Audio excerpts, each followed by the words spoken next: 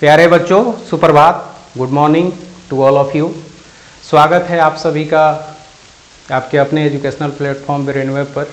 मैं कुमार दिवाकर आप सभी का स्वागत करता हूं और उम्मीद करता हूं कि आप बहुत अच्छे होंगे और बहुत बेसब्री से मेरा इंतज़ार कर रहे होंगे ये जानने के लिए कि सर आर्ट्स क्लास कब लेके आ रहे हैं। तो आपके इंतज़ार की घड़ियां ख़त्म हुई और आ गया आर्ट्स का वो क्लास जिसमें आपको पूरा का पूरा एनालिसिस मिल जाएगा इस बात का कि आप आर्ट्स में हमसे क्या क्या पढ़ने वाले हो और कैसे पढ़ने वाले हो, है ना बाबू। आज के क्लास में मैं आपको यही समझाने का प्रयास करूंगा कि मैं कौन कौन सा सब्जेक्ट आपको इंटरमीडिएट में पढ़ाऊंगा और क्यों पढ़ाऊंगा, है ना, और इतना ही क्यों। तो देरी न करते हुए मैं अपने उन सारे सब्जेक्टों को डिटेल्स में समझाने का प्रयास करता हूं जो मेरे द्वारा आपको इंटरमीडिएट में पढ़ाया जाएगा। और वो सिर्फ इंटरमीडिएट के लिए नहीं होगा बाबू, आप ये चीज़ें ध्यान में रख के चलो कि मैं अगर 12 में आपको कोई भी चीज़ पढ़ा रहा हूँ तो 12 को लेके तो नहीं पढ़ाऊँगा ना। अगर आपने इंट्रोडक्शन देखा होगा तो उसमें चंदन सर ने बहुत स्पष्ट तौर पे ये बोला है कि अगर बोर्ड के लिए सिर्फ आपको पढ़ना है और पास होने के लिए पढ़ना है तो मत पढ़ो, छोड़ दो, मत आओ। क्योंकि हम लोगों का विजन जो बोला जाता है ना, दूरदृष्टि, वो बहुत बड़ी है आप लोगों को लेके, क्योंकि हम आपके पोटेंशियल को बूस्ट करना चाहते हैं और ऐसे बूस्ट करना चाहते हैं कि आप अपने समय का इतना सदुपयोग करो कि 12 अगर आप पास कर लेते हो तो 12 के साथ आप इतना बढ़िया अपने कॉम्पिटिटिव एग्जाम की आप बेस तैयार कर लो, इतना बेहतरीन आपका बेस हो जाए कि आप एग्जाम कंपटीशन के लिए अपने आप को एलिजिबल मान लो। क्योंकि आज कंपटीशन इतना हार्ड है ना बाबू, मेरे बच्चों, मेरे बालक, आज कंपटीशन इतना हार्ड है कि कंपटीशन में आने से पहले बच्चे अपने आप को इतना कमज़ोर महसूस करने लगते हैं। उसके पीछे की कहानी यही होती है कि 12 में वो सिर्फ गेस्ट पेपर पढ़ के अपने बोर्ड एग्जाम को पास कर लिए होते हैं। लेकिन अब दिवाकर सर आपके साथ खुल के खड़े हैं ये करने के लिए कि आप 12 में ऐसे पढ़ लो सोशल साइंस को कि आप जब कंपटीशन में बैठने जाओ या कंपटीशन में बैठो, आप नहीं भी बैठते हो, 12 पास कर लिए और आपके पास कहीं से ऑफलाइन किसी कंपटीशन का एग्जाम दिया हुआ बच्चा कोई क्वेश्चन पेपर लेके आए और जो जो विषय आपने 12 में पढ़ा है उससे रिलेटेड क्वेश्चन जब आप देखोगे ना मुझसे पढ़ने के बाद, तो आपको एक पल के लिए लगेगा कि अरे ये सारी चीज़ें तो हमने पढ़ा है। आप क्वेश्चन पढ़ते हुए उसका आंसर कर सकते हो। तो कुछ इन्हीं सब चीज़ों को ध्यान में रखते हुए मैं आपके लिए लेके आ रहा हूँ मोस्ट इम्पॉर्टेंट सब्जेक्ट जो आपके बोर्ड के साथ साथ आपके कंपटीशन में आपके लिए बहुत ही मददगार साबित होंगे। और वो कोई और सब्जेक्ट नहीं बेटा, सबसे इम्पोर्टेंट जो है वो है सबसे पहले सबका चहेता इतिहास। अभी सबका चहेता बोलना थोड़ा सा गलत हो जाएगा, लेकिन अधिकतर बच्चे इतिहास इसलिए ले लेते हैं ना कि उसमें क्वेश्चन कुछ ऐसे फिक्स होते हैं जो एग्जाम में आना ही आना है। वो मैं भी क्लास में आपको बता दूंगा, बोर्ड एग्जाम में आ जाते हैं। लेकिन अगर आप इतिहास सच में ये सोच के ले रहे हैं कि ये मेरे कंपटीशन में सहायक होगा तो आप बहुत सही जा रहे हैं वाकई, क्योंकि इतिहास के तीनों सेक्शन को आप बहुत अच्छा से पढ़ोगे 12 में और मैं उसको बहुत ही ज़्यादा डेप्थ में पढ़ाने का प्रयास करूंगा।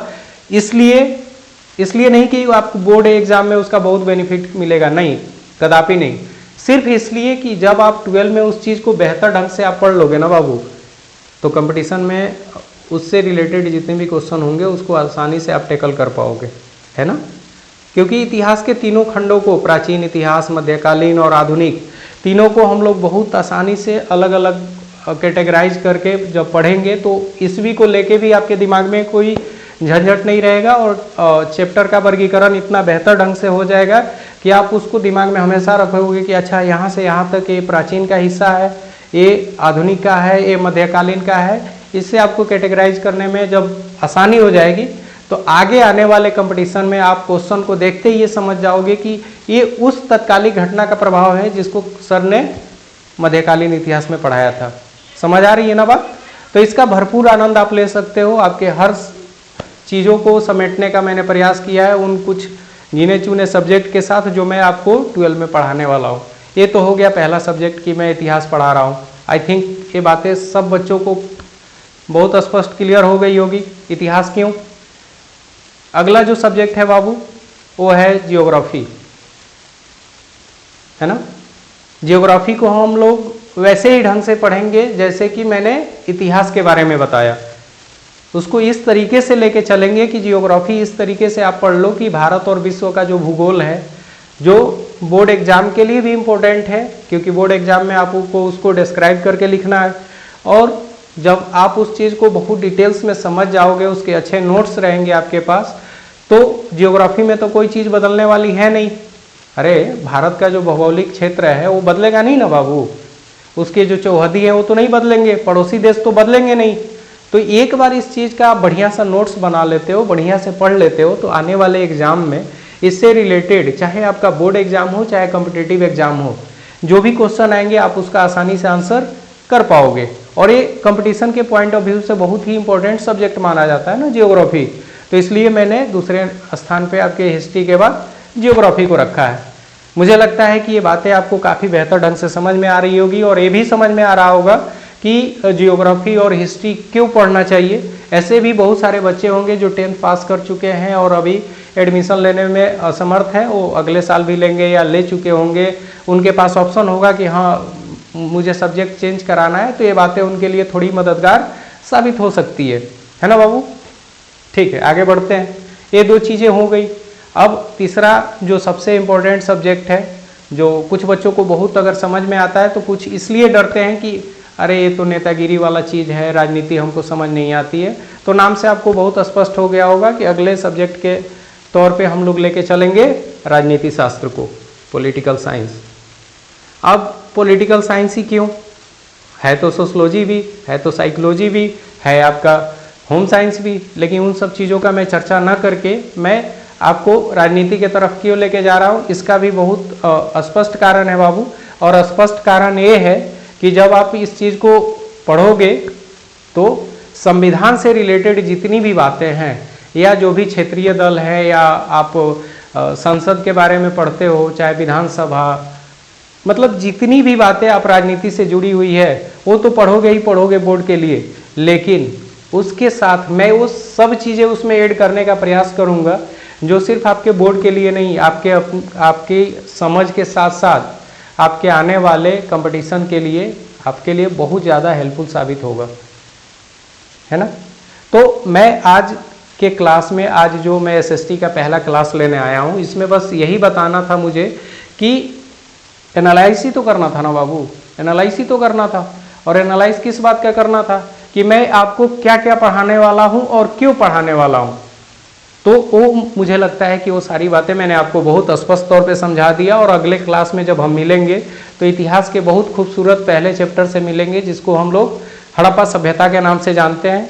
उसमें हम लोग हड़प्पा सभ्यता की जितनी उससे जुड़ी हुई बातें हैं, जो सिर्फ बोर्ड एग्जाम के लिए नहीं, उससे जो जो कंपटीशन के लिए इंपॉर्टेंट बातें हो सकती है वो सब मैं आपको समझाऊंगा। और उससे रिलेटेड जितने भी नोट्स हो सकते हैं, इंपॉर्टेंट पॉइंट हो सकते हैं, उसका PDF आपको मेरे द्वारा आपके टेलीग्राम चैनल और व्हाट्सएप चैनल पे प्रोवाइड करा दिया जाएगा। तब आपको ये समझ में आएगा कि ये सब्जेक्ट पढ़ना और इसको समझना कितना ज़रूरी है और क्यों ज़रूरी है ना। बहुत मज़ा आएगा बच्चा, बहुत बेहतरीन ढंग से आप क्लास को एंजॉय कर रहे होगे, क्योंकि आपके क्लास में मैं उन सब डाउट को दूर करूंगा जो कि आपके सिर्फ बोर्ड के लिए सरदर्द नहीं बना है। आपके आने वाले जो मतलब फ्यूचर की बात कर लो, कैरियर की बात कर लो, कंपटीशन में बैठने की बात कर लो, वहाँ पे आपके जितने भी दिक्कत आ सकते हैं उन सबको मैंने समेटने का प्रयास किया है। और आज ये 12 के लिए एक इंट्रोडक्शन क्लास इसलिए भी ज़रूरी था ताकि बच्चे अपने मन से उन सारे डाउट्स को निकाल के एक बेहतर खाका अपने दिमाग में तैयार कर ले कि हाँ 12 में ये चीज़ें मेरे लिए बहुत ज़रूरी है और ये चीज़ें मुझे पढ़नी है ना। आज के क्लास में मैं इससे ज़्यादा आपको कुछ नहीं बताने वाला हूँ और उम्मीद करता हूँ कि इन सब बातों के साथ अपने दिमाग के उन सारे कन्फ्यूज़न को दूर करके आप अगले क्लास में बेहतरीन अंदाज और बेहतरीन जुनून के साथ आप जुड़ोगे हमसे। और मैं एक ऐसा आपको इतिहास का झलक दिखाऊंगा ना कि आप इतिहास से एकदम लगाव हो जाएगा बाबू। इतने मज़े से आप पढ़ोगे, इतना बेहतरीन अंदाज में पढ़ोगे कि आप चैप्टर कंप्लीट होने के बाद आपके अंदर वो क्षमता डेवलप हो जाएगा कि अगर कोई सामने बैठा हुआ है और आप उसको किसी तरीके का कन्फ्यूजन है तो आप उसको अपने शब्दों में स्पष्ट तरीके से समझा सकते हो। और ये तभी संभव है जब आप जितने भी वीडियो जाएं नोटिफिकेशन ऑन कर लेना, चैनल को सब्सक्राइब कर लेना। जैसे ही वीडियो अपलोड हो एकदम बड़े इत्मीनान से ध्यान से मेरी बातें सुनना और जो भी इम्पोर्टेंट बातें हो नोट डाउन करते रहना, है ना। मिलते हैं अगले क्लास में एक अलग अंदाज में और आपके उसी जोश और जुनून के साथ। तब तक के लिए आप सभी को ढेर सारी शुभकामनाएं। दिवाकर सर का प्रणाम।